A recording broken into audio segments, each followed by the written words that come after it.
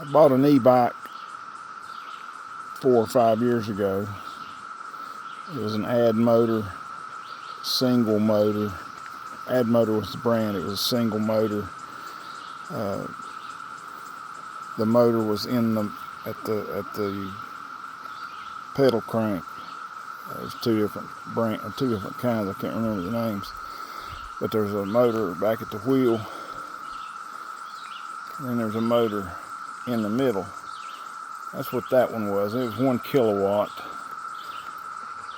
And unfortunately, my son had an accident on it. Hit a vehicle, broke the handlebar from the forks. Anyway, so I finally started looking for another one because they're so handy and neat.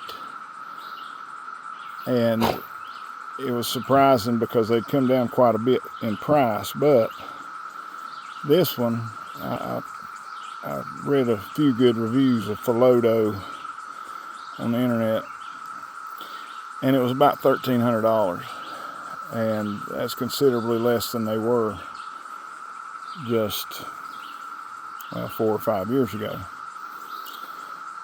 which is a good thing.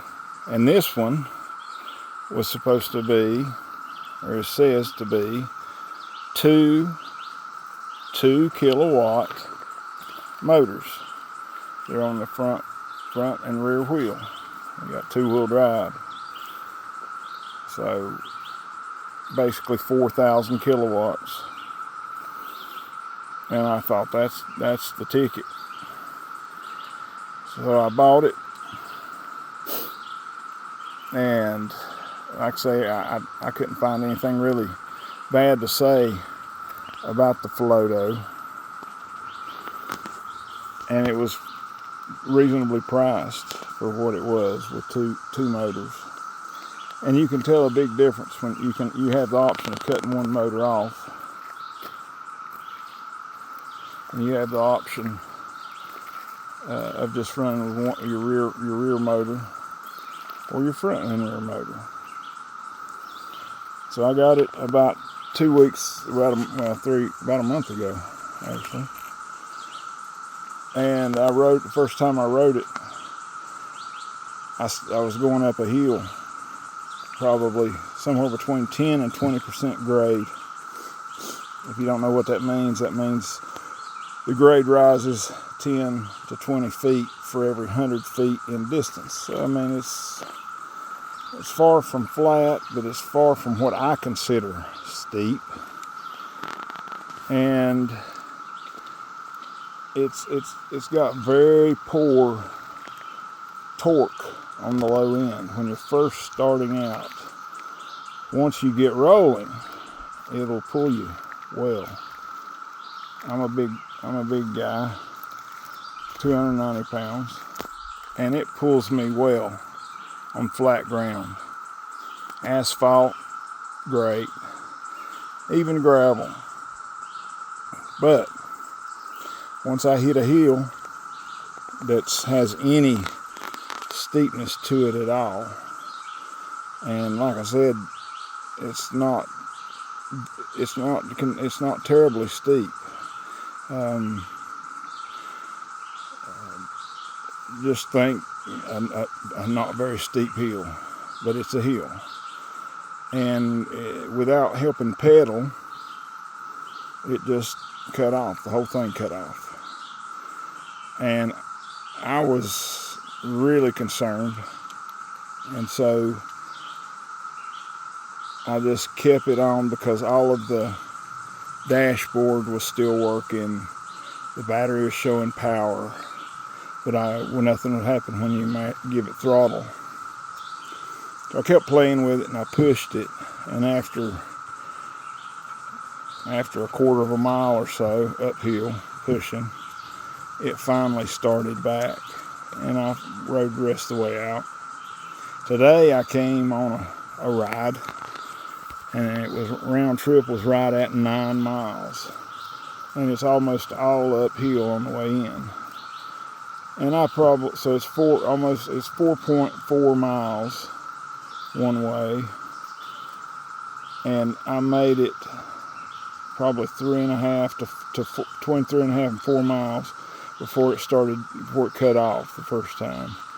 And what I figured out was that you can let it cut off. If you cut it off and leave it cut off for 15, 20, 30 minutes, it seems to reset. I don't know if there's a breaker in the battery assembly or the motors.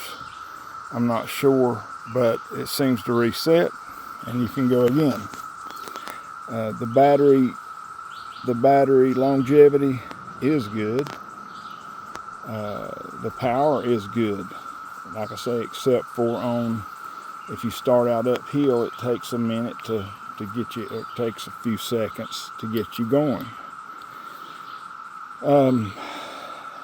I was expecting a little more for the price. I would say it's pretty good bike for the price. For the price, I'd probably give it a 6 or maybe even a 7 out of 10.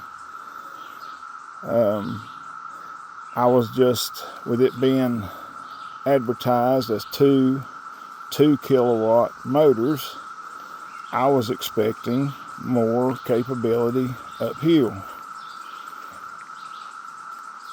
But anyway, I know a lot of people are starting to buy and have been buying e-bikes, and I know there's a lot of brands out there, and most of them are Chinese, and that's fine. They've come a long way with their technology, and I think they're building a better product overall than some of the cheaper ones. There were good companies 5 years ago, but there was, I think they're all, even the lesser known brands, are starting to build a better product. The only thing I could really complain about is the seat. If you're buying an e-bike, you're not Decathlon material, and you probably need a little wider seat than that. It gets the job done. I plan to replace that as soon as I can. But anyway, thought you guys might be interested in hearing a real world thoughts about the Philodo H7 e-bike, dual motor, 2 kilowatt per motor e-bike. For the money, I think it's definitely a good buy. But if you're wanting something more tankish, or something to climb hills, crawl, go truly anywhere, this is not it. It can get the job done, but you're going to put forth a lot of effort on your own. So, hope this helps somebody make a choice, and we'll see you next time.